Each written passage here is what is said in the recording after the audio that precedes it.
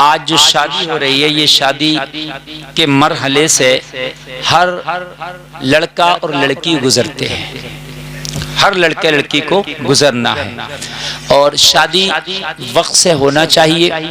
جتنا شادی میں ٹائم سے آپ کام لیں گے اتنا ہی برائیوں سے بچ جائیں گے۔ زندگی کا بڑا اہم فیصلہ ہے شادی، اتنا اہم فیصلہ ہے زندگی کا، اتنا اہم فیصلہ ہے زندگی کا شادی، کہ شادی کے بعد زندگی بن بھی جاتی ہے اور زندگی بگڑ بھی جاتی ہے۔ ہم نے بنتے ہوئے بھی دیکھی ہے شادی کے بعد، اور ہم نے بگڑتے ہوئے بھی دیکھی ہے شادی کے بعد۔ پھر آپ کہوگے حضرت جب 50-50 چانس ہیں، بھئی بگڑ بھی سکتی ہے بن بھی سکتی ہے، تو جب 50-50 چانس ہیں تو پھر ایسا رسک لینا کیوں؟ کسی کام میں اگر 50-50 چانس ہو تو وہ رسک ہی نہیں لینا چاہیے، پھر کیوں شادی کرے؟ تو کان کھول کے سنیں، جو 50 چانس بگڑنے کے ہیں وہ خرابی ہماری ہے، وہ شادی کا کوئی قصور نہیں ہے، وہ خرابی ہماری ہے۔ لیکن شادی ضروری ہے، اگر شادی ضروری نہ ہوتی تو میرے نبی نے شادیوں کا حکم نہ دیا ہوتا۔ شادی اتنا ضروری ہے کہ بنا شادی کے انسان کو پتہ ہی نہیں کہ دنیا میں آنے کا اس کا مقصد کیا ہے۔ صحیح بتا رہے ہیں، ہم اتنا ضروری ہے۔ یہاں سے آپ گفتگو کو سنیں گے تو سمجھیں گے کہ شادی کتنا ضروری ہے۔ اب خطا ہماری یہ ہے کہ بھائی سفر آپ کو کرنا ہے، مثال کے طور پر آپ سے کہا جائے کہ مراد آباد جاؤ، جانا ضروری ہے، لیکن 50-50 چانس ہیں، آپ صحیح بھی جا سکتے ہو اور وہاں حادثہ بھی ہو سکتا ہے، تو آپ کہو گے حضرت جانا ہی نہیں چاہیے، تو میں کہوں گا جانا چاہیے مگر لمٹ میں گاڑی چلا کے جانا چاہیے،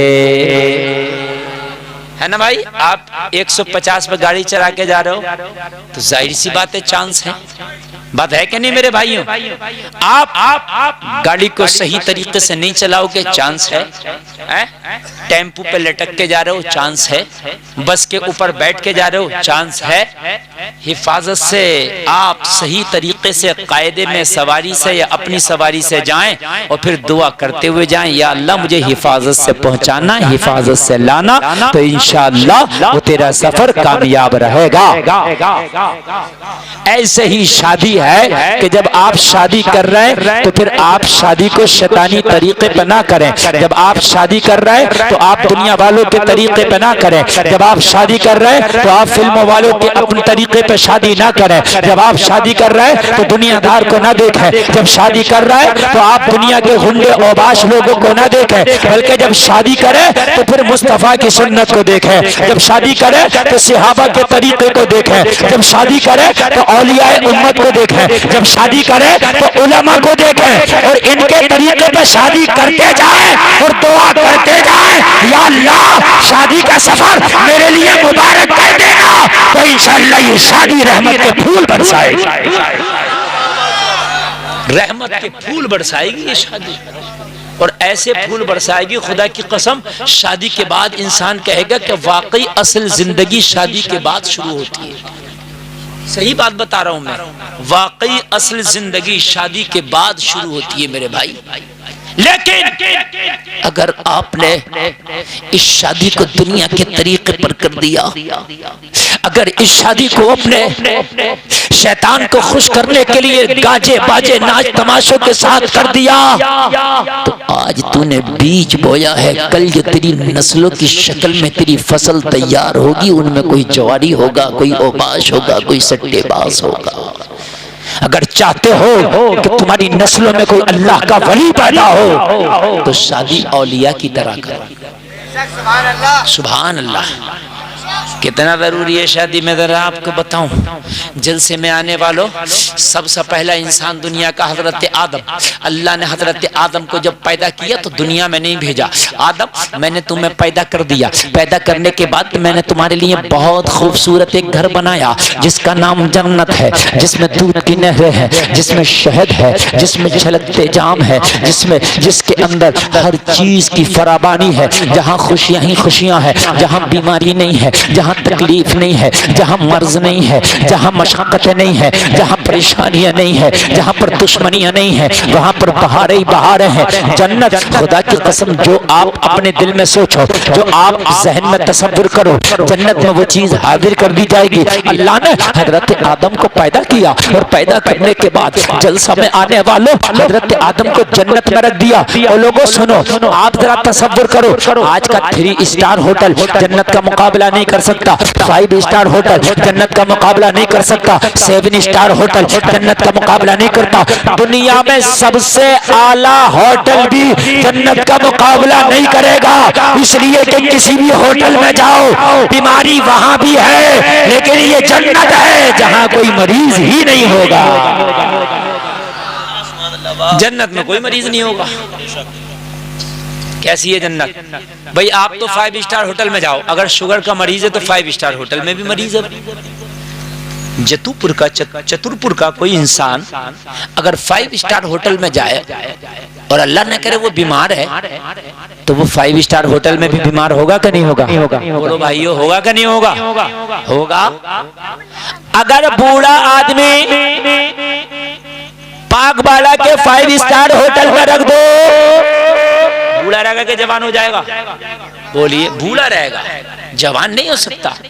بال اگر داڑھی کے سفید ہیں کالے نہیں ہو سکتے، کمر جھکی ہے تو سیدھی نہیں ہو سکتی، لیکن یہ جنت ہے، جنت میں کوئی بوڑھا بھی نہیں ہوگا۔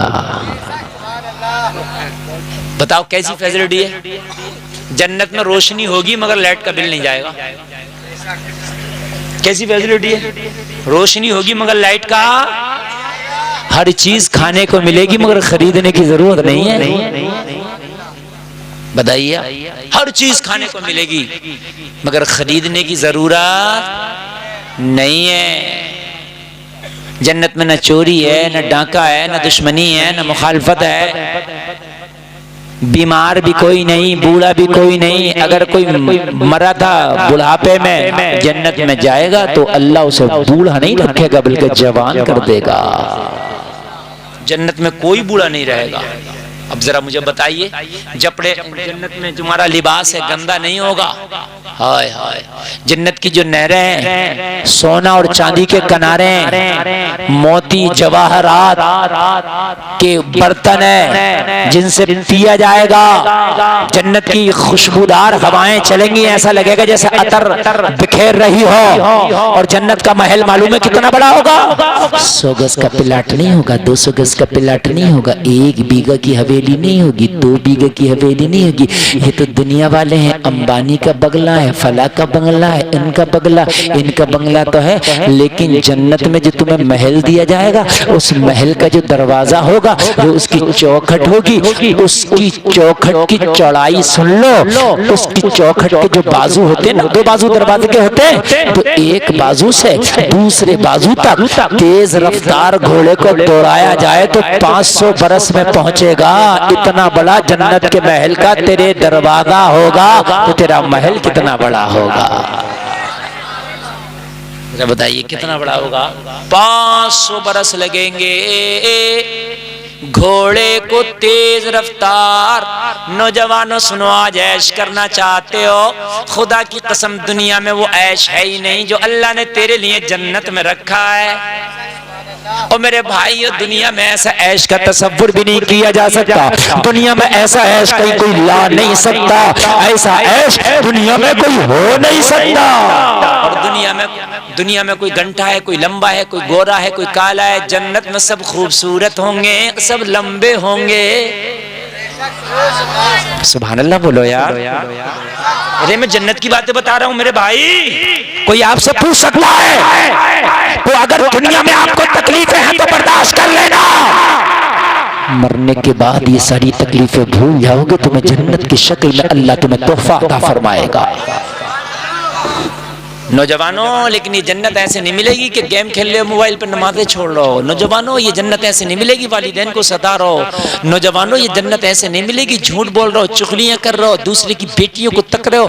نوجوانوں یہ جنت ایسے نہیں ملے گی کہ دوستوں سے میسج پہ میسج ہو رہا ہے لیکن تجھے اتنا موقع نہیں ہے کہ مسجد میں جا کے نماز بھی پڑھ لے, سجدے بھی کر لے. ایسے نہیں ملے گی. جنت پرہیزگاروں کے لیے رکھی ہے, جنت اللہ نے ایمان والوں کے لیے رکھی ہے, جنت سجدہ کرنے والوں کے لیے رکھی ہے, جنت اللہ نے سچوں کے لیے رکھی ہے, جنت اللہ نے پختہ ایمان والوں کے لیے رکھی ہے, جنت اللہ نے پردے والوں کے لیے رکھی ہے, جنت اللہ نے جو سچائی کے راستے پہ چلتے ان کے لیے رکھی ہے, جو شریعت کے دامن کو سختی سے پکڑتے ہیں جنت ان کے لیے رکھی ہے.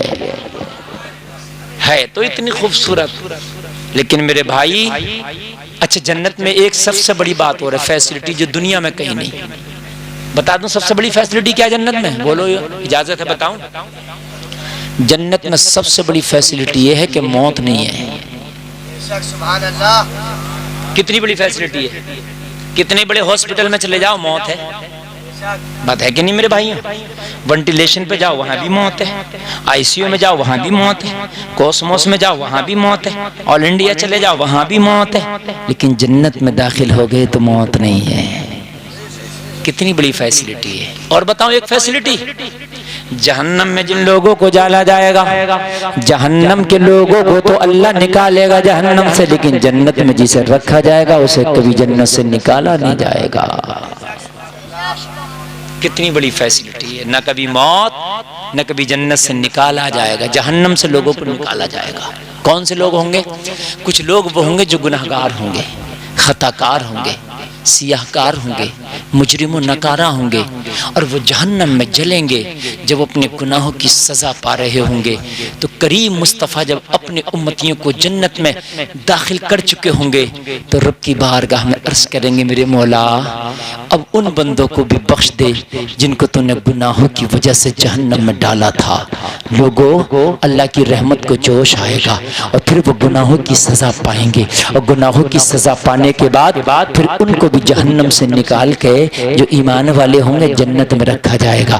لیکن میرے پیارے جب تک حالت خراب ہو جائے گی, معلوم ہے جہنم کے جو عقبے ہیں نا بہت خطرناک ہے, جہنم کی جو گہرائی ہے نا بڑی خطرناک ہے, جہنم کی جو آگ ہے نا بڑی خطرناک ہے, جہنم کا جو عذاب ہے نا بڑا خطرناک ہے.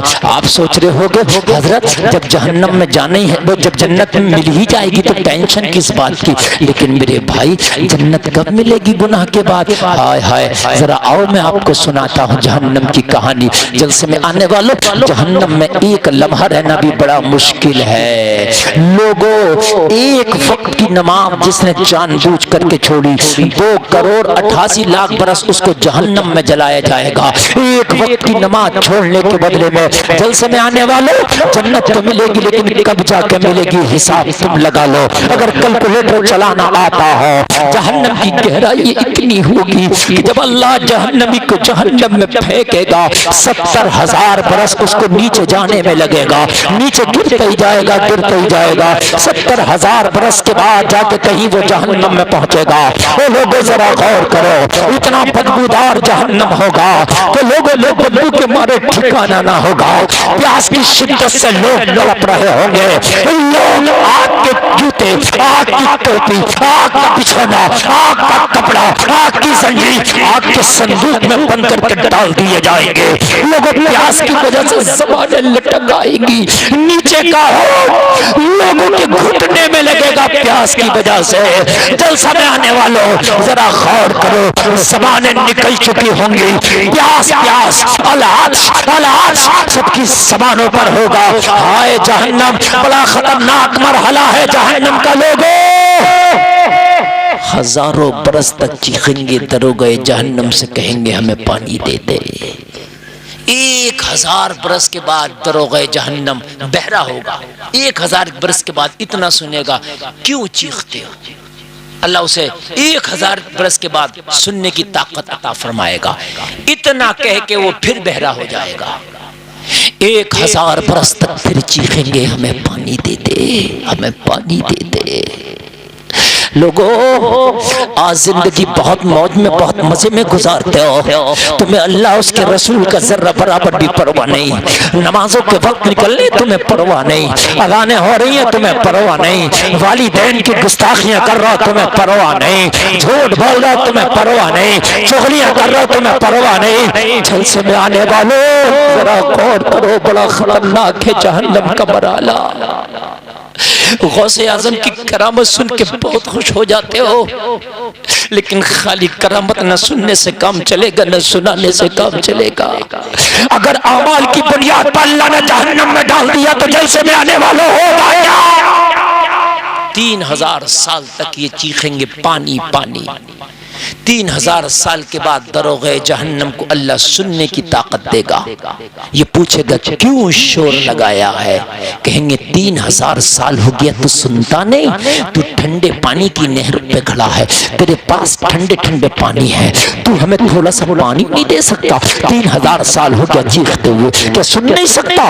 دروغ جہنم جواب دے گا جب تیری پڑوس کی مسجد میں حی علی الصلاۃ مؤذن پکارتا تھا آؤ نماز کی طرح، تو اس وقت تو اپنی کاموں میں مشغول رہتا تھا، باتوں میں مشغول رہتا تھا، دنیا داری میں مشغول رہتا تھا، اذان ہو جاتی تھی، مسجد میں جماعتیں بھی کھڑی ہو جاتی تھی، تو نے کبھی سنا مؤذن کی آواز کو؟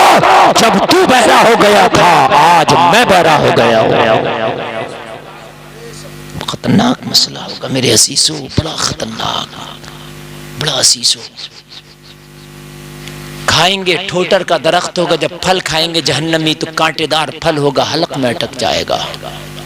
ہائے ہائے، چیخیں گے کیسا بھی پانی دے دے ہمیں تاکہ یہ حلق سے نیچے اتر جائے۔ ان کو کھولتا ہوا پانی دیا جائے گا، جب پیئیں گے تو آنتیں کٹ کے گر جائیں گی۔ موت نہیں آئے گی، لیکن یہ دنیا نہیں ہے کہ دنیا میں موت آ جائے، وہاں موت نہیں آئے گی۔ جیسے ہی چربی پگھلے گی، آنتیں کٹ کے گریں گی، اللہ پھر سے ہڈیوں پہ کھال دوبارہ چڑھائے گا۔ بڑے خطرناک مرحلے ہیں میرے عزیزو۔ تم تو کرامت کی تقریریں سننے میں بڑے خوش ہوتے ہو، نعرے لگا دیتے ہو کہ غوث اعظم کی کرامت، یہ خواجہ پاک کی کرامت، لیکن جہنم کو بھی کبھی سنا کرو، بڑا خطرناک ہے، بہت خطرناک ہے میرے عزیزو۔ جہنم کے کچھ طبقے ایسے ہیں، اتنے خطرناک ہیں کہ اللہ سے جہنم بھی پناہ مانگتا ہے، جہنم کے ان طبقوں سے۔ اتنے خطرناک طبقات ہیں جہنم میں میرے عزیزو۔ بتاؤ کیا ہوگا اگر اس میں کچھ ٹائم کے لیے اللہ نے ڈال دیا، کیا ہوگا اس جہنم میں؟ نیندیں کیسے آ جاتی ہیں میرے عزیزو، ہمیں نیند کیسے آ جاتی ہے؟ خدا کی قسم اگر جہنم کے بارے میں سن لیا یا پڑھ لیا تو نیندیں حرام ہو جائیں گی۔ صحابہ کرام کا حال یہ تھا کہ اللہ کی قسم روتے رہتے تھے، یہ گوشت گل گئے تھے ان کے، یہ گوشت گل گئے تھے، راتوں دن آنسو بہاتے تھے، یہ جو گالوں کے گوشت تھے نا یہ گل گئے تھے، روتے روتے، یہ حال تھا ان کا۔ آج میں آپ کو بتاؤں صحابہ کی تھوڑی سی زندگی، ہمارے تو نامہ اعمال کالے پڑے ہیں، ہمارے تو کرتوت ایسے کہ خود اگر اپنے نامہ اعمال کو سوچیں تو شرم آتی ہے۔ کیا جنت ملے گی یار؟ حضرت عمر ابن خطاب، جو خدا کی قسم میرے نبی نے فرمایا تھا کہ اگر آسمان کے ستاروں کے برابر کسی کی نیکی ہے تو وہ عمر ابن خطاب کی ہے۔ اتنا بڑا درجہ حضرت عمر کا۔ حضرت عمر جب ایمان نہ لائے تھے تو میرے نبی نے دعا کر کے عمر کو مانگا تھا، یا اللہ مجھے عمر دے دے۔ عمر نے کلمہ پڑھا تھا۔ ایک شخص لکھا جاتا ہے، تاریخوں میں آتا ہے کہ اگر عمر جیسا ایک شخص اور ہوتا تو پوری دنیا میں مذہب اسلام ہوتا۔ نبی فرماتے میرے بعد اگر کوئی نبی ہوتا تو عمر ہوتا۔ سنیں ذرا آپ، با خدا میں اپنی بات بتا رہا ہوں، اللہ کی قسم ممبر رسول پہ بیٹھا ہوں، میں نے اپنے بچپن میں جب جہنم کی واقعات سنے اور پڑھے، خدا کی قسم مجھے راتوں کو نیند نہیں آتی تھی۔ میں اپنی بات بتا رہا ہوں، یہ جب کی بات ہے جب میں بالغ بھی نہیں تھا، یعنی جب میری عمر رہی ہوگی 12 سال 13 سال، نیند نہیں آتی تھی۔ ایسی نیندیں اڑ گئی تھی، ایسی چارپائی پہ لیٹے وہی جہنم کی بات، جہنم کے خیالات سامنے آتے تھے. یا اللہ ہوگا کیا، ہوگا کیا میرے رب؟ قبر اتنی خطرناک ہے کہ جب قبر میں بندہ جائے گا تو اسے دباتی ہے، ادھر کی پسلی ادھر، ادھر کی پسلی ادھر کر دیتی ہے. اتنی خطرناک ہے قبر. سانپ ہیں، بچھو ہیں، کیڑے ہیں، مکوڑے ہیں قبر میں، گھپ اندھیرا ہے. پھر وہ آئیں گے منکر نکیر جو سوال قائم کریں گے. لوگوں نیلی نیلی پہاڑوں کی طرح ان کی آنکھیں ہوں گی بڑی بڑی، لمبے لمبے دانت ہوں گے، زمین کو چیرتے ہوئے آئیں گے اور قبر میں آ کے جگہ کے مرنے والے سے سوال کریں گے، مجھے بتاؤ کہاں تیرا بھائی نہیں ہوگا، تیرا باپ نہیں ہوگا، تیرا چاچا نہیں ہوگا، تیرا خاندانی نہیں ہوگا؟ بتاؤ یار وہ لمحہ کتنا خطرناک ہوگا، کتنا خطرناک. چاہتے ہو کہ قبر کی وحشت دور ہو جائے تو میں آپ کو بتاؤں، اگر چاہتے ہو کہ قبر کا خوفناک منظر تم سے دور ہو جائے تو بتاؤں میں آپ کو طریقہ، سورہ ملک جو تبارک الذی روزانہ اس کی تلاوت کیا کرو. سورہ ملک پڑھنے والا قبر کی وحشت سے محفوظ رہے گا. لیکن ہمیں فرصتی کہاں ہے؟ کتنے لوگ پڑھتے ہیں سورہ تبارک الذی؟ 2 رکوع کیے کل. فجر کی نماز پڑھ کے روزانہ پڑھ لیا کرو. عشر کی نماز کے بعد جب بستر پہ جایا کرو نا تو سونے سے پہلے روزانہ پڑھ لیا کرو. تبارک الذی بیدہ الملک وہو علی کل شیء قدیر. یہ 2 رکوع کی ہے. کتنا سا ٹائم لگے گا؟ 2 منٹ. مگر ہم نے تو، ہمارے تو کتنے نوجوانوں نے قرآن پڑھنا ہی نہیں سیکھا. ہم نے تو بڑے بڑے موبائل چلانا سیکھ لیے. انسٹاگرام ہم چلا لیتے ہیں، یوٹیوب ہم چلا لیتے ہیں، میرے بھائیو فیس بک ہم چلا لیتے ہیں. نہیں آیا تو ہمیں قرآن پڑھنا نہیں آیا. ہائے غفلت میں پڑے انسان، تو جاگے کا کب؟ مجھے یہ تو بتا دے، جب قرآن تجھے پڑھنے نہیں آیا تو کیا رامتار قرآن پڑھے گا؟ کیا اوم پرکاش قرآن پڑھے گا؟ کہ چندر سین قرآن پڑھے گا؟ قرآن تیرے لیے تو تھا، قرآن کو تجھے تو پڑھنا تھا. ارے ہے کتنی بڑی بات، 6 مہینہ لگا دے کسی حافظ مولانا کے پاس. خدا کی قسم کھا کے کہتا ہوں تجھے قرآن پڑھنا آ جائے گا. اگر صحیح سے قرآن کے 2 پارے پڑھ لیے نا تو 2 پاروں کے بعد جو 28 بج جائیں گے وہ بھی خود بخود پڑھ لے گا. یہ ہے قرآن کا کمال. ڈرتے ہی نہیں ہم. ہمیں تو تقریریں بھی، اب پتہ نہیں آپ کو مزہ آ رہا ہے نہیں مزہ آ رہا ہے تقریروں میں، لیکن خدا کی قسم میں اس لیے بتا رہا ہوں یہ بھی مولویوں کی ذمہ داری ہے. جہاں کرامتوں کے بارے میں تمہیں مولوی بتائیں، جہاں جنت کے بارے میں مولوی تمہیں بتائیں، وہاں جہنم کے بارے میں بھی بتائیں. میں نے جنت کا ذکر کیا آپ کے سامنے، جنت کی فیسلٹیوں کا ذکر کیا، تو جہنم کا کون کرے گا؟ کہیں جنت کے لال باغوں میں خوش نہ ہو جاؤ. حضرت عمر جیسا انسان، لوگوں ذرا غور کرو. آج کی تقریر ایسی ہے، میں رب کعبہ کی قسم کھا کے کہتا ہوں پوری زندگی نہیں بھولو گے آپ. ذرا آپ سنیں. آپ کہو گے شادی کے موقع پہ حضرت یہ تقریر کیوں کر رہے ہو؟ اس لیے کر رہا ہوں کہ شادی کے موقع پہ سب سے زیادہ اللہ کو بھول جاتا ہے انسان. کم لوگ ہیں جو شادی کے موقع پر اللہ اس کا رسول یاد رہتا ہو، ورنہ شادی کے موقع پر اکثر بھول جاتا ہے. بے حیائی کے بازار شادیوں میں گرم ہوتے ہیں، بے پردگیاں شادیوں میں ہوتی ہیں، نوجوانوں کے ناچ گانے تماشے عیاشیاں بے حیائیاں پٹاخے آتش بازیاں سب شادیوں کے موقع پر ہوتے ہیں. بولے ہوتے کہ نہیں ہوتے ہیں؟ اس لیے شادی کے موقع پر بتایا جائے کہ میرے پیارے ایک دن تو دولہا بنا ہے لیکن ایک دن کفن میں بھی لپیٹا جائے گا. اس کو بھی تیاری میں رکھنا، اس کو بھی اپنی نظر میں رکھنا. آج تو نے دولہے کی پوشاک پہنی ہے، جلسے میں آنے والوں ایک دن وہ بھی ہوگا کہ تیری عزیز تجھے 2 میٹر کفن میں لپیٹ دیں گے اور تجھے قبر کی منو مٹی کے نیچے دفنا دیں گے. ہائے وہاں کوئی نہیں ہوگا تیری پرسش کرنے والا. اگر واقعی تیرے اعمال اچھے ہوں گے تو مرنے کے بعد مرنے والے کے لیے بھی شادی ہوتی ہے. آپ کہو گے کیسی شادی؟ شادی کا معنی تھا خوشی. اگر واقعی نیک مرا ہے تو مرنے والے کے لیے خوشی ہوتی ہے یہ کہ مجھے جلدی سے قبر کے حوالے کرو میرے دوستو، اس لیے کہ جب میں قبر میں جاؤں گا تو نبی کا دیدار ہوگا. عاشق رسول پتا کیا کہتا ہے؟ عاشق رسول کہتا مرنے کے بعد وہ جو آئیں میری قبر پر، میں اٹھوں کفن کو یوں چیڑ کر یہ کہوں حضور کو دیکھ کر میری اس ادا کا سلام لو. اور اعلیٰ حضرت کہتے ہیں یا رسول اللہ آنکھ عطا کیجئے، اس میں ضیا دیجئے، جلوہ قریب آ گیا تم پہ کروڑوں درود.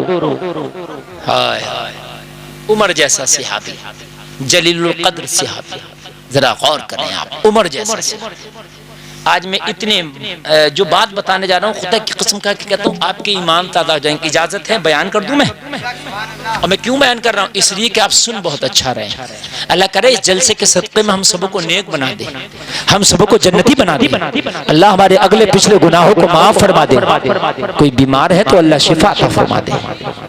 حضرت عمر ابن خطاب, لوگوں ذرا غور کرو, جن کی آدھی دنیا پہ حکومت ہے.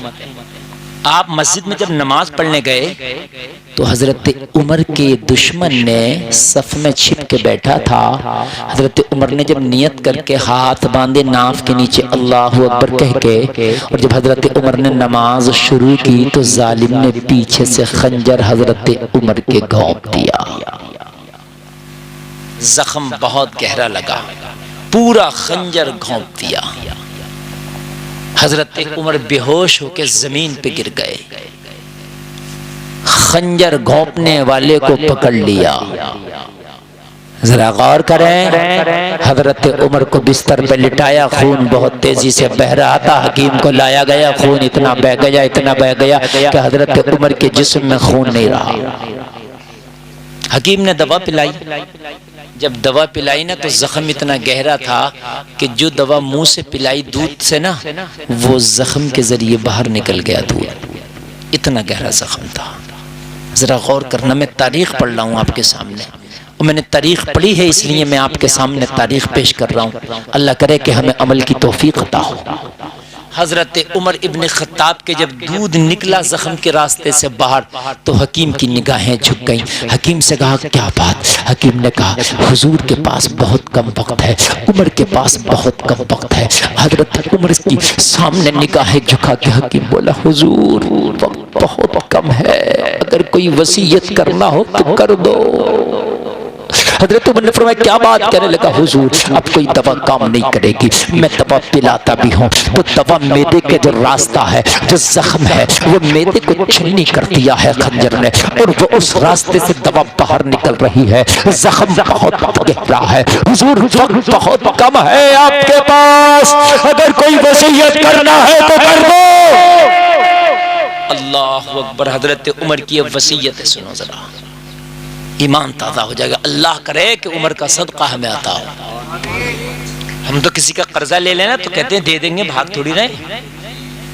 کہتے ہیں بھائی وہ قرضے والا دروازے پہ آ رہا بیچارہ, کنڈیاں کھٹکھٹا رہا, پھر اس سے کیا کہتا آنکھیں نکال کے, بھائی مجھے ٹوک کیوں رہا, بھائی 4 لوگوں کے سامنے کیوں ٹوک دیا. اور بھائی قرضہ دے دے, اگر تو مر گیا تو خدا کی قسم کیا پتہ تیری اولادیں دیں یا نہ دیں, میدان محشر میں بڑا کرنا پڑے گا, یہ بہت سخت پڑے گا, بہت سخت. 1 روپیہ کے بدلے 700 باجماعت نمازیں دی جائیں گی. سن لیں آپ, یہ جو کہتے ہو میں نے اینٹ لیا, یہ جو کہتے ہو میں نے بے وقوف بنا دیا, میں نے الو بنا دیا, سمجھ لو 750 نمازیں ایک کے بدلے دی جائیں گی. کیا لے لیا؟ دنیا میں معاملے صاف کرو اگر معاملہ کسی کے اوپر ہے تو. حضرت عمر کے پاس جب وقت کم ہے, حکیم نے کہا حضور جو کہنا کہہ دیں. آپ نے فرمایا میرے بیٹے کو بلا کے لاؤ. حضرت عمر کا بیٹا آیا, کہنے لگا ابا حضور فرمائے. حضرت عمر نے فرمایا بیٹا میرے اوپر 80 دینار کا قرضہ ہے. ہائے ہائے کتنا قرضہ؟ 80 دینار کا. یار کیسے لوگ تھے, آدھی دنیا پہ حکومت اور 80 دینار کا قرضہ. کیسے سچے لوگ تھے یار, کیسے ایمان والے لوگ تھے یار. آدھی دنیا کے حاکم, قرضہ کتنا؟ زور سے بولے. دیکھو میرے بھائی اٹھ کے کوئی نہیں جائے, خدا کی قسم میں بڑے دل سے تقریر کر رہا ہوں. آپ خود بتائیے اچھا یہ تقریر میری کام کی ہو رہی ہے کہ نہیں ہو رہی ہے؟ اگر کسی کے دل پہ یہ تقریر کے جملے اثر کر گئے تو میری امید ہے اگر اس نے توبہ کر لی تو جنتی بن کے جائے گا انشاءاللہ. میرے بھائی یہ چیز ضروری ہے. دیکھو ڈاکٹر دوائی کھلاتا کڑوی ہوتی ہے لیکن شفا دوائی کے بعد ہی ملتی ہے. آپ یہ کہو کہ مجھے میٹھی دوائی دے, میرے بھائی میٹھا تو حلوہ ہوتا ہے جو شوگر کو بڑھا دیتا ہے, دوائی تو کڑوی ہوتی ہے نا. میری ماں بہنیں بھی خاموشی سے بیٹھ کے سنیں, میری بہنوں تم بھی سنو. ہو سکتا ہے کہ تمہارا شیطان تمہیں نہ بیٹھنے دے, قلب و جگر تمہارا اجازت نہ دے, سوچے یار مولانا تو پتہ نہیں بڑی کیسی تقریر کر رہے ہیں, آج تو مزے کی تقریر ہونا چاہیے تھی. میرے میرے بھائیو اگر توبہ کر لی تو خدا کی قسم مرنے کے بعد تم کہو گے کہ کوئی مولانا آیا تھا زندگی سدھار کے چلا گیا. مجھے بتائیے 80 دینار کا قرضہ آدھی دنیا پہ حکومت, یہاں تو اگر کوئی منتری بن جانا چھوٹا سا کوٹھی الگ ہی دکھے, غلط کہہ رہا ہوں میں, اس کی 7 نسلوں تک کی کوٹھی دکھے کہ منتری صاحب کی کوٹھی ہے. یہ بات حقیقت ہے کہ نہیں ہے؟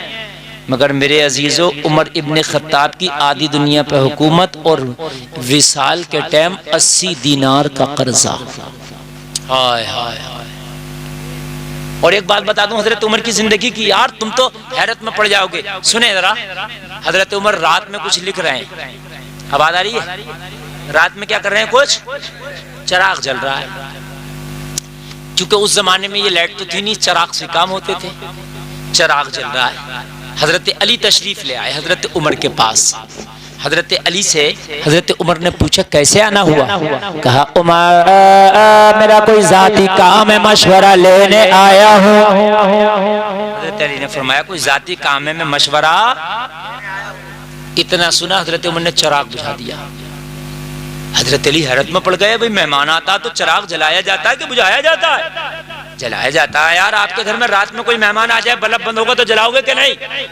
حضرت علی نے فرمایا عمر کیا بات, علی آپ کے پاس آیا تو آپ نے چراغ بجھا دیا. کہا علی تھوڑی دیر خاموش. حضرت عمر نے تھوڑی دیر کے بعد چراغ جلا دیا. حضرت علی نے فرمایا عمر اگر چراغ جلانا تھا تو بجھایا کیوں؟ بجھائی دیا تھا پھر جلایا کیوں؟ بات سمجھ میں آ رہی ہے کہ نہیں؟ حضرت عمر نے فرمایا غور سے دیکھیں علی, جو بجھایا وہ جلایا نہیں ہے, جو جلایا وہ بجھایا نہیں تھا. چراغ دو ہیں. چراغ جو پہلے بجھایا تھا وہ نہیں جلایا, یہ اب دوسرا جلایا. تو کہا پھر چراغ ایک سے, یار اس راڈ کو بند کر دو, یہیں برابر میں ایک راڈ اسے جلا دو. تو بات تو وہی ہے بھائی کہ جب چراغ جلا نہیں تھا تو پھر بجھایا ہی کیوں؟ کہا علی بات اتنی سی ہے, جو پہلا چراغ جل رہا تھا وہ سرکاری تیل پہ جل رہا تھا. کائے پہ؟ چونکہ میں سرکاری کام کر رہا تھا, میں کچھ خلافت کا رجسٹر تھا وہ بھر رہا تھا. تو جب سرکاری کام کر رہا تھا تو سرکاری تیل والا چراغ جل رہا تھا. آپ نے کہا میں پرسنل کام سے آیا ہوں. تو عمر پرسنل کام کے لیے چراغ کا سرکاری تیل استعمال نہیں کرتا, میں نے اب اپنا ذاتی چراغ جلایا ہے. جب تک آپ مجھ سے پرسنل بات کریں گے میرا ذاتی چراغ جلے گا. یہ ہے عمر ابن خطاب. لاؤ, ہم سے کہا جاتے ہیں کہ غدار ہے مسلمان, غدار ہے. آپ نے اپنوں کی تاریخ پڑھی کب, سنی کب؟ تمہارے اصلی ہیرو تو یہ ہیں. مہاتما گاندھی نے کہا تھا اگر مجھ سے کوئی سادگی کی مثال پوچھے تو میں شری کرشن یا رام کی نہیں دوں گا, میں عمر اور ابو بکر کی مثال دوں گا. انہوں نے کہا تھا کہ پوری دنیا میں ان سے زیادہ سادگی کہیں پائی نہیں جاتی. یہاں تو حال یہ ہے کہ سرکاری کاموں پہ جو معاملات آتے ہیں وہ کھا جاتے ہیں. کہاں 25 پیسے لگ رہا, روڈ پڑ رہا, ادھر سے پڑتا جا رہا, پیچھے سے ٹوٹتا جا رہا. میری بات غلط تو نہیں ہے؟ یہی بات ہے میرے بھائیوں, کیونکہ 20% لگ رہا اس میں, 80 تو جا رہا نا صاحب. اگر پورے کا پورا لگ جائے تو روڈ ٹوٹ جائے. لیکن یہ عمر ابن خطاب ہیں کہ ہاں علی جب تک میری اور آپ کی پرسنل بات چلے گی میرا پرسنل چراغ چلے گا. یار ذرا زور سے بولو. اللہ اللہ اللہ اللہ. لوگوں ہاتھ بڑھاتے ہو, 2 نمبر کا کماتے ہو. اچھا بہت سے لوگ کیا کہتے ہیں, بھائی مولانا صاحب بڑی محنت کر کے دیکھ لی, جب تک 2 نمبر کا کام نہیں کریں گے جب تک مالدار نہیں ہو سکتے. بہت سے لوگ کہتے ہیں تو 2 نہیں تو 5 نمبر کا کر لے, 50 نمبر کا کر لے, ملے گا اتنا ہی جتنا اللہ نے لکھا. صحیح بتا رہا ہوں میں نے بڑے بڑے شو روم والوں کو روڈ پہ آتے دیکھا ہے, میں نے وجے مالیا کو ہندوستان چھوڑ کے بھاگتے دیکھا. جہاز تھے اس کے جہاز, کنگ فشر کا مالک وجے مالیا تھا. ایک جہاز چلتا تھا کنگ فشر جو سب سے اچھا تھا انڈیا میں, اس کا مالک وجے مالیا تھا. بھاگ گیا, دیوالیہ ہو گیا. 2 نمبر نہیں 50 نمبر بھی کر لے ملے گا اتنا ہی جتنا اللہ نے لکھ دیا.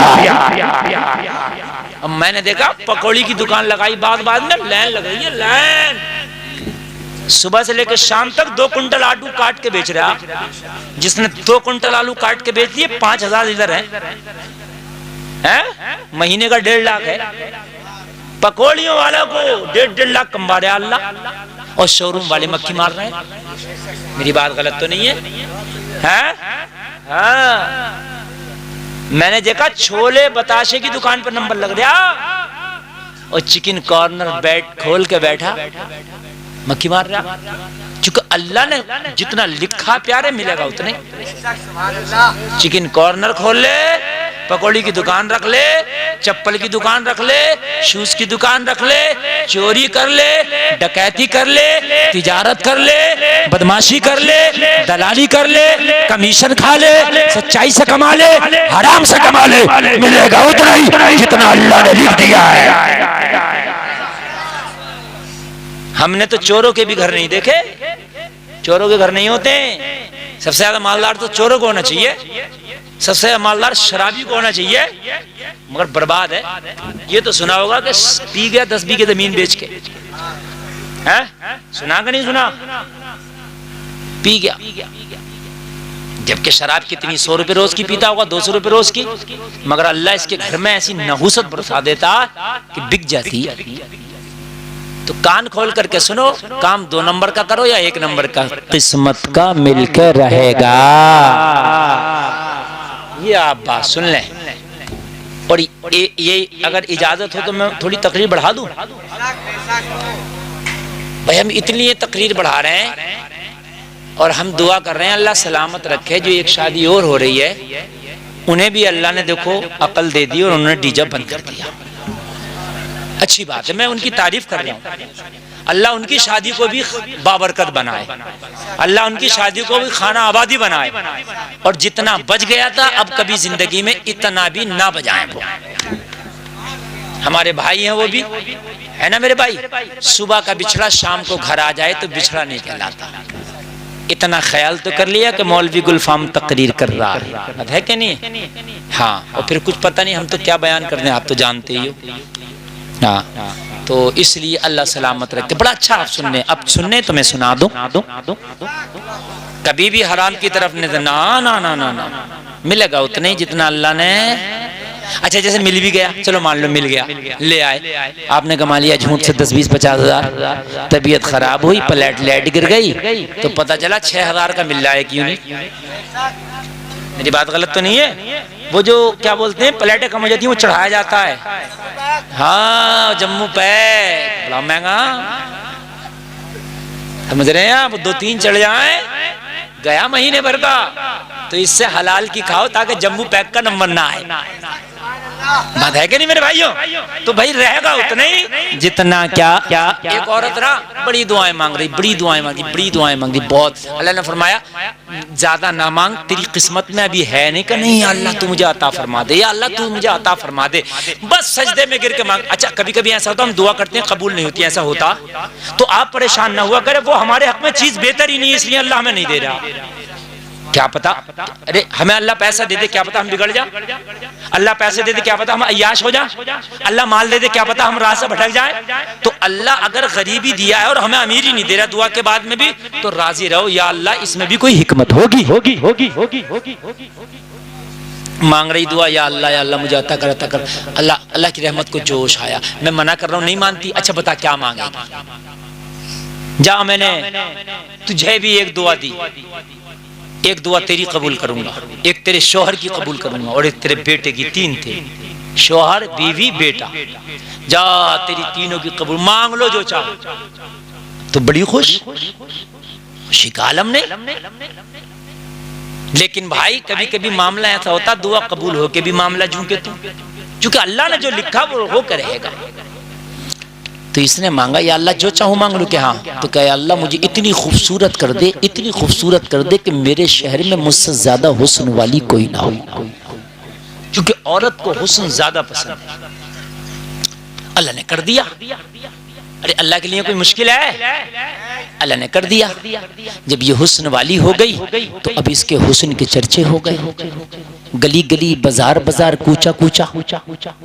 بادشاہ کا جو بیٹا تھا شہزادہ، اس کے کان تک خبر پہنچی فلاں شہر میں ایک عورت اتنی خوبصورت ہے کہ اس جیسی کوئی ہے ہی نہیں۔ اب بادشاہ کا بیٹا آ گیا، دیکھا تو واقعی خوبصورت، کہنے لگا تجھی سے شادی کروں گا۔ کہنے لگی میں شادی شدہ ہوں، میرا بچہ بھی ہے۔ کہنے لگا اس سے کوئی مطلب نہیں، جب پسند آئی ہے شادی تجھ سے کروں گا۔ اب یار شہزادہ ہے، بادشاہ کا بیٹا، کون ہاتھ روکے؟ اس نے بٹھایا اپنی بگی میں اور لے کے چلتا بنا۔ اب پچھتا رہی تھی، یا اللہ اس سے بہتر تو وہی تھا میرا، میں اپنے گھر میں تو تھی، اپنے شوہر کے پاس تھی، اپنے بچے کے پاس تھی، اس سے بہتر تو وہ میرا پرانی زندگی تھی۔ یہ حسن کیا ہے مولا، یہ تو بلا بن گئی میرے لیے، میرے گلے کی آفت بن گئی۔ اس حسن نے تو زندگی تباہ کر دی۔ ہوا کہ نہیں ہوا؟ اگر وہی رہتی سکون سے رہتی۔ اچھا بادشاہوں کا تو معاملہ آپ جانتے ہو، کوئی بادشاہوں کا یہ مسئلہ تھوڑی تھا کہ ایک ہی شادی کر لی، کئی کئی بھی کرتے تھے، کئی کئی رانیاں ہوتی تھی، ان کی جو پسند آیا اسی سے شادی کر لی انہوں نے۔ سمجھ رہے ہیں آپ؟ بادشاہ بڑے بڑے عیاش بھی ہوتے تھے۔ تو کہنے لگی یا اللہ اس سے بہتر تو وہی تھا۔ اب پتہ چلا یا اللہ تیرے ہر کام میں حکمت ہے، تیرے ہر کام میں کیا ہے۔ کبھی کبھی بارش زیادہ ہوتی ہے تو کیا کہتے ہیں، ارے بھائی دکھ ہی نہیں رہا، اتنی بارش ہو رہی ہے، سب فصل خراب ہو گئی۔ او بھائی جتنا تجھے دکھ رہا نا بس تجھے تیرے حساب سے دکھ رہا ہے، اللہ وہ ہے جو پوری کائنات کو دیکھ رہا ہے۔ بارش میں تجھے تھوڑے سے دھانوں کا نقصان لگ رہا، اللہ کائنات کا فائدہ دیکھتا ہے۔ کچھ جانور ایسے بھی ہیں جو بارش کے بعد ہی پانی ملتا ہے، کچھ کیڑے زمین میں ایسے ہیں کہ بارش کے بعد ہی انہیں پانی ملتا ہے۔ تو دعا کر رہا ہے کہ بارش نہ ہو، میرا دھان خراب نہ ہو جائے، اور وہ کیڑے دعا نہیں کر رہے ہیں یا اللہ تو بارش برسا تاکہ ہمیں پانی مل جائے۔ تو اللہ تو سب کی سنتا ہے نا، تو جو بہتر ہے وہ کرتا ہے۔ بھائیو سمجھ میں آ رہی ہے بات؟ تو اب باپ اور بیٹا بچے، ان کی دعا باقی رہ گئی تھی، چونکہ تینوں کی ایک ایک دعا، تینوں کو ایک ایک دعا اللہ نے دی تھی۔ تو باپ نے دعا مانگی یا اللہ میری جو بیوی ہے جسے تو نے حسن عطا فرمایا اسے بدصورت کر دے، کیونکہ بادشاہ سے کیسے چھینوں گا میں، تبھی چھین سکتی ہے یہ، تبھی سے بدصورت کر دے۔ اللہ نے اس کی دعا بھی قبول کی، یہ بدصورت ہو گئی۔ اب جب یہ محل میں پہنچا اور کنیزوں سے بولا قالین بچھاؤ، ریڈ کارپیٹ بچھاؤ، کیوں؟ کہنے لگا میں اپنی نئی ملکہ لایا ہوں، بڑی حسن و جمال والی عورت لایا ہوں، اس کے حسن و جمال کے چرچے ہیں، تم ذرا ریڈ کارپیٹ بچھاؤ۔ جب ریڈ کارپیٹ بچھایا گیا اور جب اس کو بگی سے اتارا گیا تو خوبصورت نہیں بلکہ بلا کی بدصورت، بلا کی۔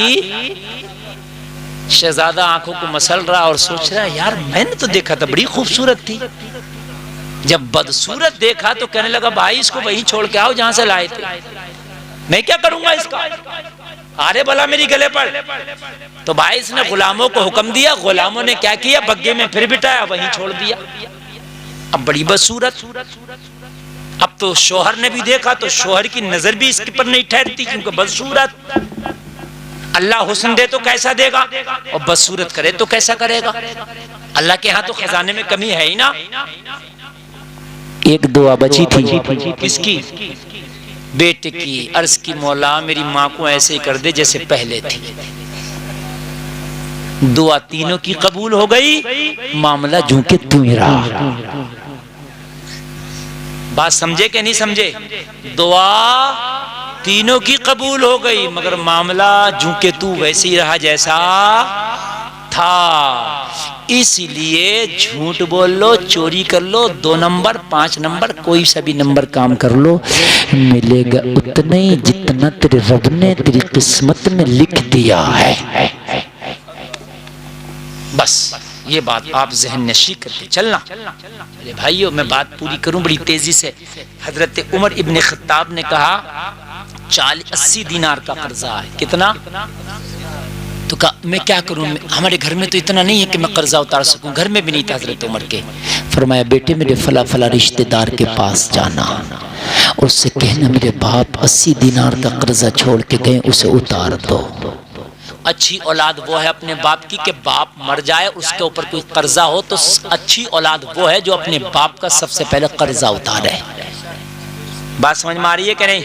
یہ جو قبر پہ کھڑے ہو کے اعلان کرتے ہو نا کہ جتنے بھی مہمان کھانا کھا کے جائیں گے، قبر پہ اعلان ہو رہے ہوتے ہیں مٹی دینے کے بعد میں، ادھر فاتحہ کچھ لوگ پڑھ لیں، ادھر اعلان ہو رہا کہ کھانا کھا کے جائیں گے۔ خبردار جو کھانے کا اعلان کیا، آج انتقال ہوا، غم کا ماحول ہے، آج کوئی کھانے کا اعلان کا ماحول نہیں ہے۔ اگر قبر پہ اعلان کرنا ہے تو ایک اعلان کرو، او دفن میں آنے والوں، یہ میرا باپ مر گیا، میں اس کا بیٹا کھڑا ہوں، اگر میرے باپ کے اوپر کسی کا قرضہ ہے تو وہ آ کے مجھ سے لے لے، میں دینے کے لیے تیار ہوں۔ یہ اعلان کرو آپ، اور اگر لے نہ سکے تو معاف کر دینا میرے باپ۔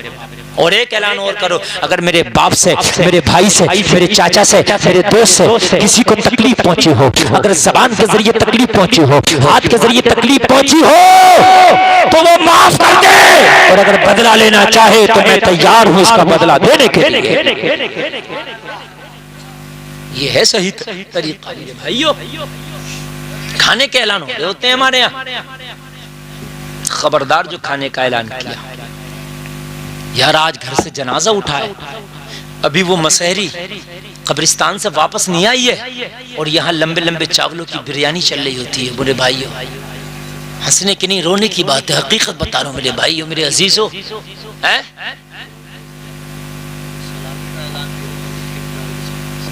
سلامی کر لیں، ہاں غلط ہے میرے بھائی، مسجد کے لاؤڈ اسپیکر سے سلامی تو سلامی، کسی اور بات کا بھی اعلان نہیں ہونا چاہیے۔ اس کی وجہ یہ ہے کہ وہ اذان کے لیے ہے، وہ یہ اس لیے نہیں ہے کہ اس کی مٹر ٹوٹ رہی ہے، اس کی مرغی کھو گئی، اس کا بکرا کھو گیا، اس کی عیق چھل رہی ہے۔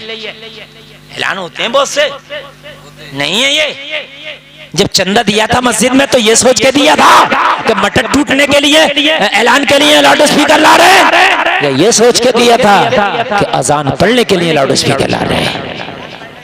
جب اذان پڑھنے کے لیے دیا تھا تو مٹر کے لیے الگ لاؤڈ اسپیکر لگا۔ مسئلہ بتا دوں آج آپ کو، مسجد کے سمرسیبل سے جو پانی بھرا جاتا ہے ٹنکی میں، وہ پانی بھی آپ کو بھرنا جائز نہیں ہے، صرف وضو کر سکتے ہو اس سے۔ بہت سے لوگ مسجد سے پانی بھر لاتے ہیں نا، مسجد میں گرم پانی ہوگا اب سردیوں میں، آپ دیکھنا ہیٹر چلیں گے، بہت سے لوگ کیا کرتے ہیں، پڑوسی کہلا بیٹے ایک بالٹی وہیں سے بھر لا یار، جائز نہیں، حرام ہے، حرام۔ اس لیے کہ اس ہیٹر کا جو بل ہے وہ مسجد بھر رہی ہے اور تو اپنے پرسنل یوز میں کر رہا ہے، اس کو جائز نہیں ہے۔ مسجد کے بہت سے لوگ میں نے دیکھا سمر سے بھی چلا رہے ہیں اپنے گھروں میں، پیپ لے لیا پڑوسیوں نے، چل رہا ہے، نماز پڑھنے گئے، بعد بعد ایسا کھریٹی ہے، امام تو ڈر کے ہمارے کچھ کہتے نہیں، نماز پڑھی، جماعت ہو گئی، پنکھا چلایا، سو رہا مسجد میں۔ یہ جو پنکھے کا بل جائے گا تیرے سونے کو پر، یہ کون دے گا؟ بھائی بات ہے کہ نہیں ہے؟ مسجد عبادت کے لیے، مسجد اس لیے نہیں تھا کہ پنکھا چلا کے سو جاؤ یا پھر بل دو۔ مسجد میں موبائل تک لگانا جائز نہیں ہے، چارج کرنا موبائل، اس لیے کہ جو تیرے موبائل میں کرنٹ خرچ ہوگا اس کا قیمت کہاں دیے تم نے؟ سمجھیں بھائی بات آ رہی ہے نہیں؟ شریعت سے چلو، باریکی ہے، ایسا نہیں کہ سب چل رہا سب چل رہا، بڑا مسئلہ ہے میرے بھائیو، بڑا خطرناک پڑے گا میٹر۔ کہاں جا رہے ہو بھائی صاحب؟ بالکل جلدی آ جاؤ یار۔ اچھا خود بتاؤ کتنی کام کی تقریر ہو رہی ہے، نالج میں اضافہ ہو رہا ہے کہ نہیں ہے؟ کچھ لوگ کہتے ہیں مفتی گلفام ایسی تقریر کرتے ہیں ہنسی کی، میں نے کہا تو نے سنی نہیں ہے، میری 1.5 گھنٹے کی تقریر کوئی ایک بات آئی چینل والوں نے کاٹ کے ڈال دی، تو میری کیا غلطی ہے؟ میں نے 1.5 گھنٹے کی تقریر کری ہے، میں نے آپ کو کتنی ایموشنل باتیں بتائیں، قرآن و حدیث کے تعلق سے میں نے جہنم اور جنت کی باتیں بتائیں۔ اب کوئی اگر ایک بات آ گئی ہے کاٹ کے ڈال دیں 30 سیکنڈ کی، تو اب اس میں میری کیا غلطی ہے بھائی؟ ہے خدا کی قسم، میرا مقصد نہیں ہے کہ میں کسی کو ہنسا کے جاؤں، میرا مقصد ہے میں اصلاح کر کے جاؤں۔ اگر جہنمی بیٹھا تو جنتی بنا کے جاؤ، بے نمازی بیٹھا تو نمازی بنا کے جاؤ، شرابی بیٹھا تو توبہ کرا کے جاؤ۔ یہی مقصد ہے۔ کہا حضرت عمر کی بارگاہ میں، ابا حضور اگر رشتہ دار بھی نہ دیں وہ قرضہ تو کوئی ضروری ہے؟ تو کہ میرے فلاں فلاں دوست کے پاس جانا، اس سے کہنا میرے بابا کا قرضہ اتار دو۔ کہا ابا حضور اگر وہ بھی نہ اتارے تو حضرت عمر نے فرمایا بیٹا مولا علی کی بارگاہ میں جانا، کوئی اتارے یا نہ اتارے عمر کا قرضہ علی ضرور اتار دے گا۔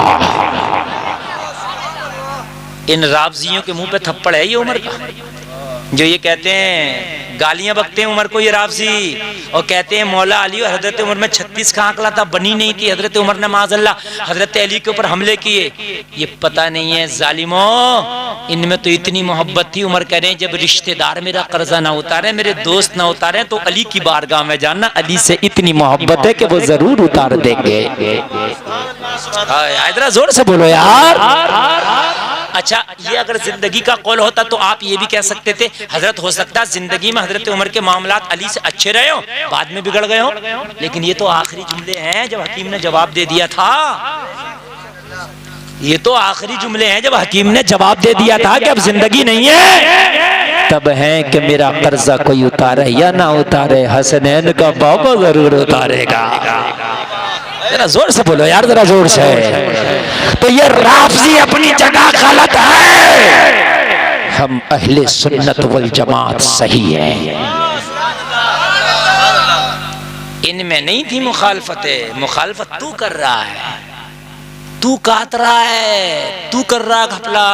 تاریخ میں تاریخ تو یہ بتا رہی ہے کہ حضرت عمر کے آخری جملے یہ تھے کہ میرا قرضہ کوئی اتارے یا نہ اتارے، ہائے ہائے زہرا کا شوہر ضرور اتارے گا۔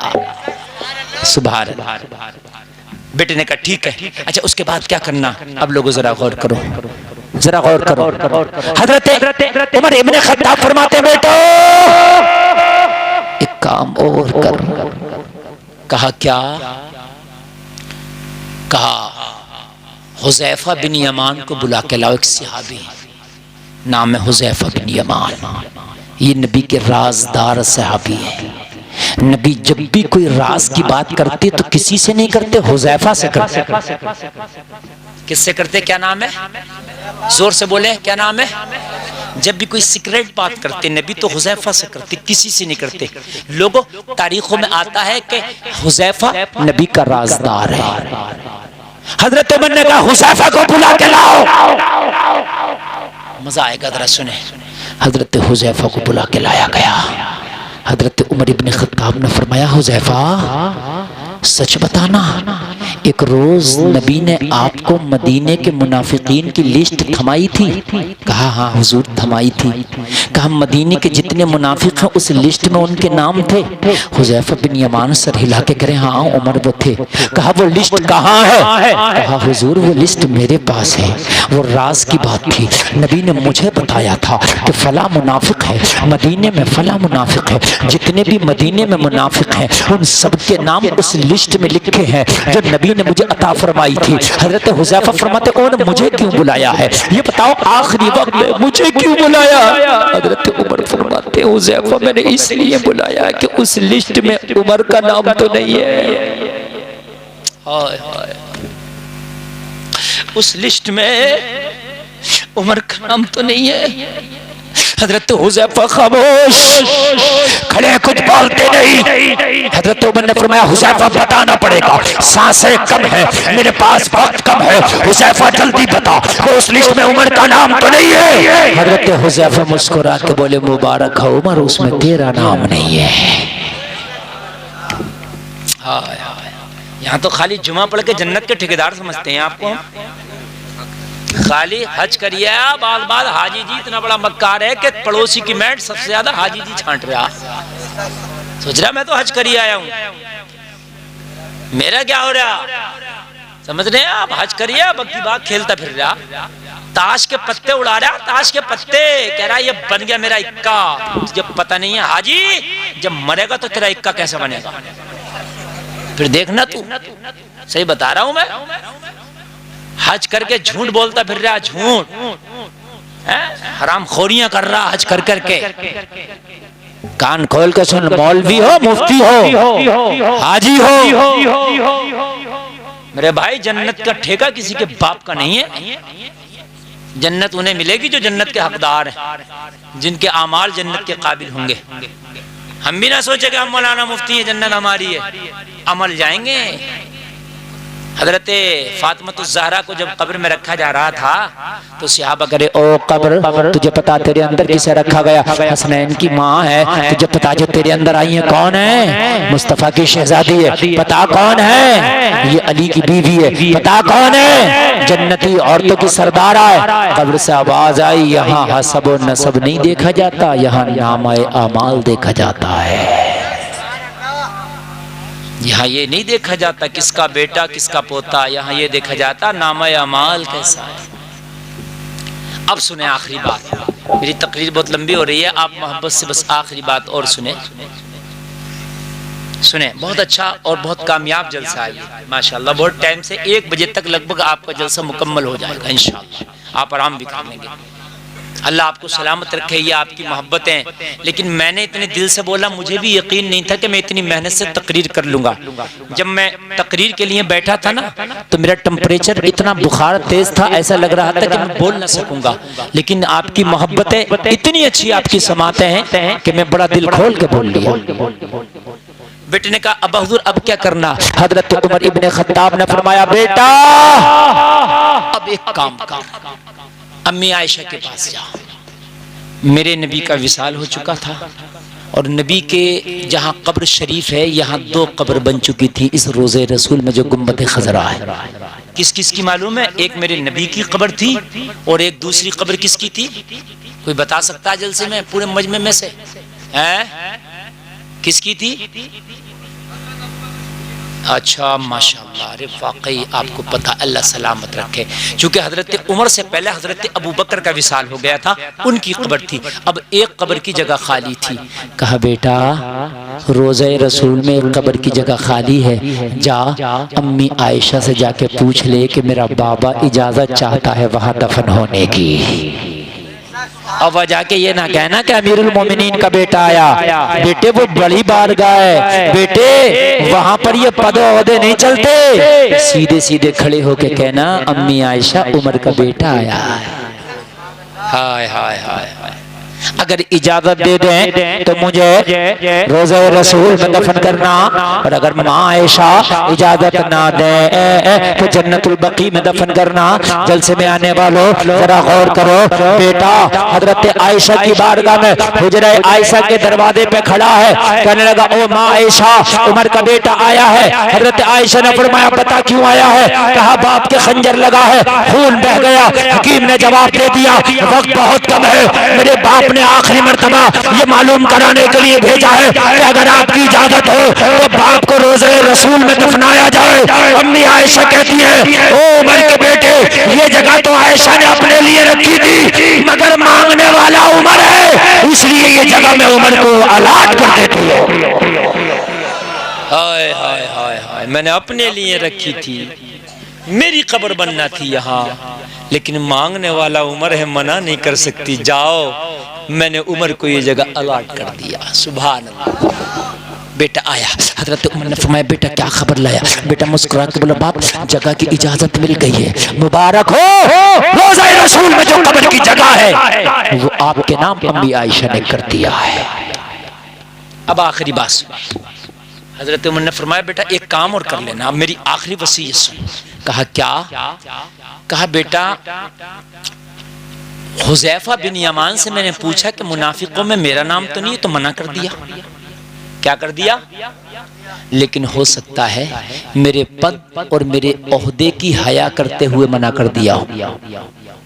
میرا پد اور میرے عہدے کی حیا کرتے ہوئے، چونکہ میں امیر المومنین ہوں بھائی، ہو سکتا ہے اس وجہ سے منع کر دیا ہو. بیٹے جب میری نماز جنازہ پڑھی جا رہی ہو نا تو یہ دیکھنا حذیفہ میرا جنازہ پڑھ رہا ہے یا نہیں. اگر حذیفہ میرا جنازہ پڑھے تو روضہ رسول میں دفن کرنا، اور حذیفہ میرا جنازہ نہ پڑھے تو مجھے مسلمانوں کے عام قبرستان میں دفن کرنا. ہائے ہائے ہائے ہائے. یہ ہیں حضرت عمر ابن خطاب۔ جب جنازہ پڑھایا گیا، عمر کے بیٹے نے دیکھا تو پتہ کیا دیکھا؟ پہلی صف میں حضرت حذیفہ کھڑے ہو کے عمر کا جنازہ پڑھ رہے ہیں۔ بس اجازت ہو گئی اور حضرت عمر کو روضہ رسول میں دفنایا گیا۔ 3 قبریں ہیں میرے نبی مصطفیٰ جان رحمت، حضرت ابو بکر صدیق، حضرت عمر ابن خطاب، روضہ رسول میں 3 قبریں ہیں۔ آخری بات میں آپ کو بتاؤں، میں جنت کی بات کر رہا تھا کہ حضرت آدم کو پیدا کیا، جنت میں رکھ دیا۔ کہاں رکھا؟ زور سے بولیں ذرا۔ اچھا، جنت کی فیسلٹیاں تو میں نے آپ کو بتائی دی، کیا کیا خوبیاں؟ پھر اللہ نے پوچھا آدم میری جنت کیسی لگی؟ پوچھا تو پتا کیا جواب دیا حضرت آدم نے؟ اتنی فیسلٹیوں کے باوجود بھی کہا مولا جنت تو بہت اچھی ہے لیکن دل نہیں لگتا۔ شادی بتا رہا ہوں کتنی اہم ہے، یہیں سے تو بات شروع کی تھی میں نے، شادی اہم ہے۔ مولا جنت بہت لاجواب ہے مگر دل نہیں لگتا۔ کوئی ایسی چیز پیدا کر جنت میں جو آدم کا دل لگے، دل جوئی کا سامان پیدا کر۔ اللہ چاہتا تو جنت میں جو فیسلٹیاں رکھی تھیں اللہ اتنی اور بڑھا دیتا۔ وہ خدا بڑھا سکتا کہ نہیں؟ مگر اللہ نے کچھ نہیں بڑھایا۔ اب اللہ کو پتا ہے یہ انسان ہے اور انسانی کمی کیسے پوری ہوگی۔ اللہ نے جنت میں حضرت آدم کا دل لگنے کے لیے، دل جوئی کے لیے آدم کی بائیں پسلی سے حضرت حوا کو پیدا کر دیا۔ کس کو پیدا کیا؟ حضرت، کیا ضرورت تھی عورت پیدا کرنے کی؟ اللہ جو فیسلٹیاں کم تھیں اور بڑھا دیتا، اور بڑھا کر بھی حضرت آدم کو پھر ضرورت تھی، اس لیے کہ بیوی کے بغیر، عورت کے بغیر آدمی نامکمل ہے۔ کتنی بھی فیسلٹیاں ہوں لیکن شادی کے بغیر انسان کیا ہے؟ نامکمل۔ پیدا کر دیا، کیسے پیدا کیا؟ حضرت آدم کی بائیں پسلی سے۔ کون سی سے؟ اور پسلی کیسی ہوتی ہے دیکھ رہا ہو؟ تو کبھی اسے سیدھی کرنے کی کوشش مت کرنا۔ ہاں، شادی کے بعد یہ بات سمجھ کے چلنا کہ محترمہ ٹیڑھی سے پیدا ہیں۔ بہت سے لوگ ڈنڈا لے کے گھومے پھرے، کر لے گا تو ڈنڈے سے سیدھی؟ بڑے بڑے بادشاہوں سے سیدھی نہ ہوئی؟ بھائی سمجھ رہے ہیں کہ نہیں سمجھ رہے ہیں؟ یہ خیال رکھنا، یہ بات میں لازمی آپ کو بتا رہا ہوں، محترمہ ٹیڑھی پسلی سے ہیں، نبھا کے چلنا۔ 10 مرتبہ تمہارا غصہ برداشت کرتی ہے تو 1 مرتبہ محترمہ کا بھی پی جایا کرو۔ ایسا نہیں ہے کہ ہر وقت لٹیا گھوم رہی ہے، پریشان ہو جاؤ گے۔ ہاں، یہی حضرت عمر، ان سے پوری دنیا ڈرتی تھی حضرت عمر سے۔ روم اور ایران کے بادشاہ تھر تھر کانپتے تھے عمر کا نام سن کے۔ شیطان راستہ بدل دیتا تھا حضرت عمر کے نام سے۔ ایک صحابی کی بیوی جھگڑا کر رہی، کہنے لگے عمر سے شکایت لگا کے آؤں گا، عمر تجھے ڈانٹیں گے، لگائیں گے پھٹکار عمر۔ جب دروازے پہ پہنچے تو کیا دیکھا؟ عمر خاموش کھڑے اور بیوی بول رہی ہے حضرت عمر کی زور زور سے۔ چپکے سے گھر آ گئے۔ جب عمر کی بیوی بول رہی ہے تو پھر ہماری کی کیا حیثیت؟ ایک دن کہنے لگے عمر میں آیا تھا بیوی کی شکایت لگانے، تو میں نے دیکھا آپ کی بیوی بول رہی تھی۔ حضرت عمر نے مسکرا کے فرمایا او صحابی سن لے، 10 مرتبہ عمر کو غصہ آتا ہے، عمر کا غصہ وہ برداشت کرتی ہے، کبھی 1 مرتبہ عمر بھی اس کا غصہ پی جاتا ہے۔ بھائیو ایسی تو گھر چلتے، ایسا نہیں ہے۔ اگر کبھی بیوی تمہاری تکلیف میں ہو تو اس کی مدد کرو، چھوٹی چھوٹی باتوں پہ اس کی تعریف کر دیا کرو۔ اس نے کھانا بنایا، کھانے کی تعریف کر دو، خوش ہو جائے گی۔ ایسا نہیں ہے کہ نمک کم ہے تو تم ذلیل کر رہے ہو دوسروں کے سامنے۔ مہمان آئے، نمک کم ہے، پھوہڑ ہے، پکانا نہیں آتا، برباد کر دیا کھانا، شرمندگی ہوگی اس کو۔ اگر کھانے میں تیز مرچ بھی ہو گیا، نمک بھی تیز ہو گیا، مہمانوں کے سامنے تو اسے نیچا نہ دکھا، کہ کوئی بات نہیں، ہو جاتا ہے، ہو جاتا ہے، بڑے بڑے باورچیوں سے ہو جاتا ہے، لیکن ماشاءاللہ کھانا آپ نے بڑا اچھا بنایا، بہت ذائقہ دار بنایا، اس لیے کہ تیرے سسر نے تجھے باورچن نہیں دیے، تیری بیوی دیے تجھے۔ بات ہے کہ نہیں؟ یہ نہیں ہے کہ تیرے گھر پہ 10 مہمان آ رہے ہیں تو اس کی ذمہ داری ہے کھانا بنائے، اس کا حسن اخلاق ہے۔ یہ بات سن لیں، آج میں مسئلہ بتا رہا ہوں آپ کو، عورت کے اوپر شوہر کی خدمت لازمی ہے۔ تیرے 10 دوست آ رہے ہیں، ان کی نہیں، لیکن پھر بھی اگر کھانا بنا کے کھلا رہی ہے تو اس کا حسن اخلاق ہے، اس پر اس کی حوصلہ افزائی کر۔ بھائی بات سمجھ رہے نہیں؟ شوہر کے لیے ضروری ہے کہ وہ خدمت کرے، آدھی رات میں کھڑی ہو جائے، شوہر کہے پانی گرم دے تو آدھی رات میں گرم کر کے دے، آدھی رات میں ٹھنڈا دے، شوہر کہے میرے پیروں میں درد ہے پیر دبائے، لیکن 10 مہمان تمہارے آ گئے ان کو کھانا کھلائے، یہ اس کا حسن اخلاق ہے۔ بات سمجھ میں آ رہی ہے بھائیو؟ تو اس پر تعریف کر دیا کرو، چھوٹی چھوٹی باتوں پہ تھوڑے گفٹ لا دیا کرو، کبھی آپ نے کپڑا لا دیا، کبھی کچھ لا دیا، کبھی چھوٹی چھوٹی چیزوں سے نا یہ چھوٹی چھوٹی خوشیاں جب اکٹھی ہوتی ہیں نا تو گھروں میں جب مسکراہٹ ہوتی ہے نا تو گھر جنت کے نمونے بنتے ہیں۔ ارے بات سمجھ رہے ہیں کہ نہیں؟ ہمارا ایک ڈرائیور ہے، وہ بڑا اچھا آدمی ہے، اور اس کی بات میں کبھی کبھی سنتا ہوں تو حیرت میں رہ جاتا ہوں۔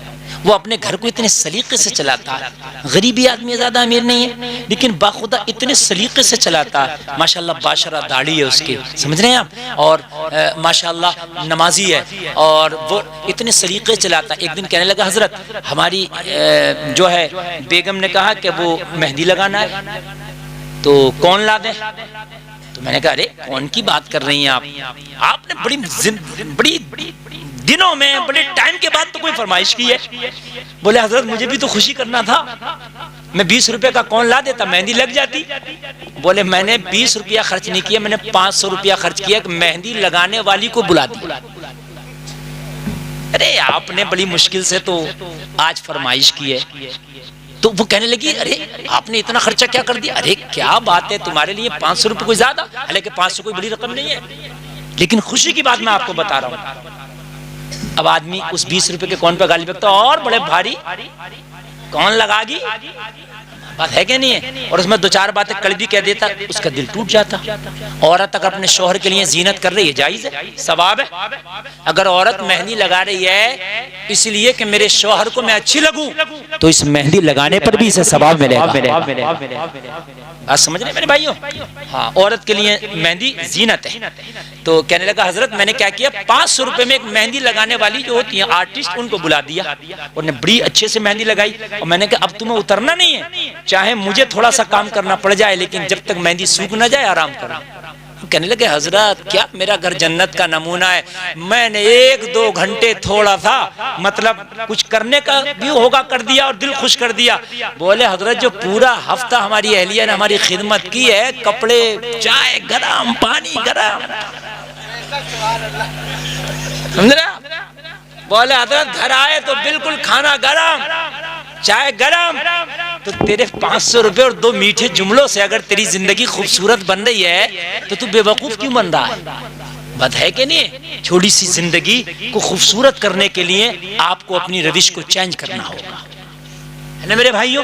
اللہ کے رسول صلی اللہ تعالی علیہ وسلم حضرت امی عائشہ فرماتی ہیں، کہتی ہیں کہ نبی اتنی محبت فرماتے تھے کہ کبھی کبھی جس کٹورے سے میں پانی پیتی اللہ کے رسول اسی کٹورے سے پانی پیتے، اور جس جگہ سے میں منہ لگا کے پانی پیتی اللہ کے رسول اسی جگہ سے منہ لگا کے پانی پیتے۔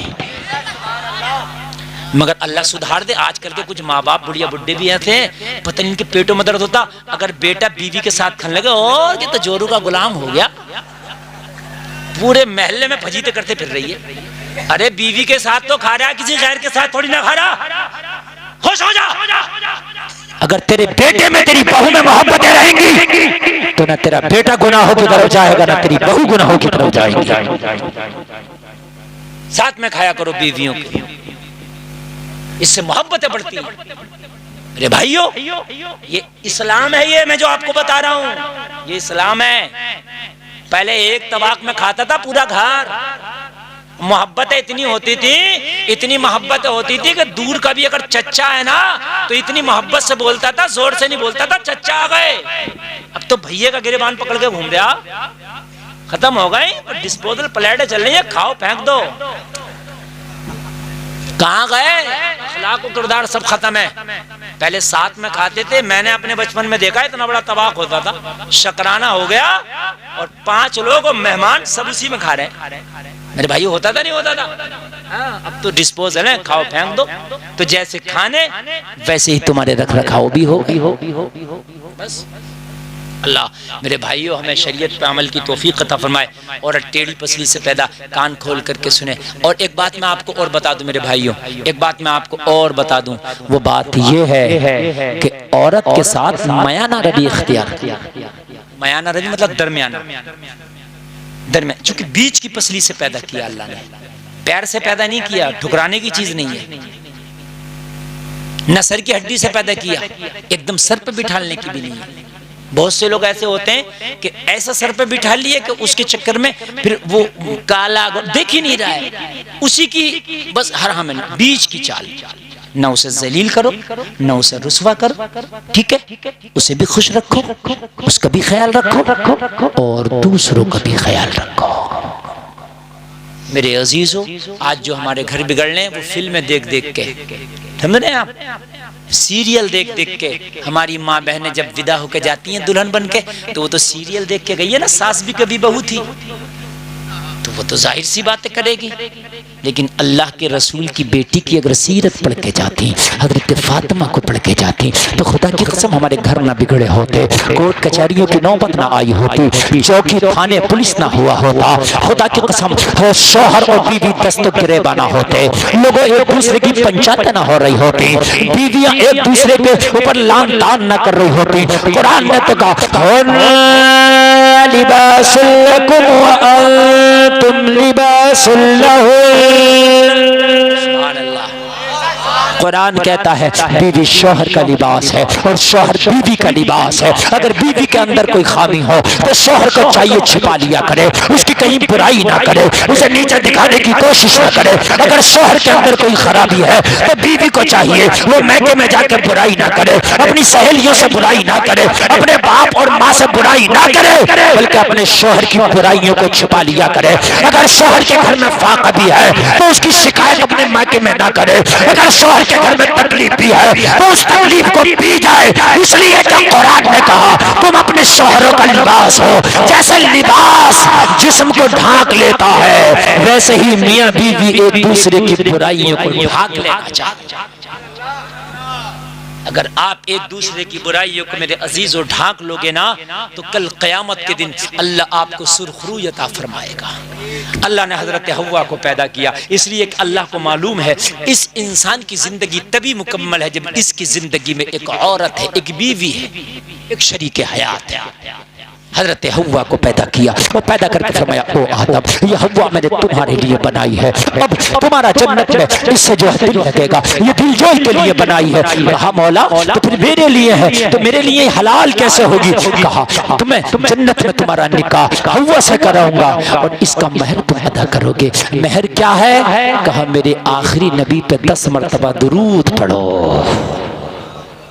سبحان اللہ, درود شریف پڑھا, مہر ادا ہو گیا. حضرت حوا حضرت آدم کی شریک حیات بنی, حضرت آدم کی بیوی بنی, اور انہی حوا کو اور انہی آدم کو پھر اللہ نے جب جنت سے دنیا میں بھیجا, زمین پہ بھیجا, تو لوگوں ذرا غور کرو, دونوں کو بھیجا الگ الگ تھا مگر پھر اللہ نے پھر دونوں کی ملاقات کرا دی. اور انہی سے اللہ فرماتا ہے یا ایھا الناس اتقوا ربکم الذی خلقکم من نفس واحدہ وخلق منها زوجها وبث منهما رجالا کثیرا ونساء. اللہ نے فرمایا ایک مرد اور ایک عورت سے اللہ نے تمہیں پیدا کیا ہے, اور بہت سے مرد عورتوں کو اللہ نے ایک جوڑے سے پیدا کیا, ایک مرد سے ایک عورت سے, ایک نر سے ایک ناری سے. اللہ نے بہت سے رجالا کثیرا ونساء, بہت سے مرد اور بہت سی عورتوں کو اللہ نے پیدا کیا. اس رب سے ڈرو. اللہ اس شادی کو خانہ آبادی بنائے. کہنے سننے میں کوئی خطا ہوئی میرے مولا معاف فرمائے. کلمہ شریف پڑھیں لا الہ الا اللہ محمد الرسول اللہ. السلام زندہ باد, وما علینا الا البلاغ. السلام علیکم.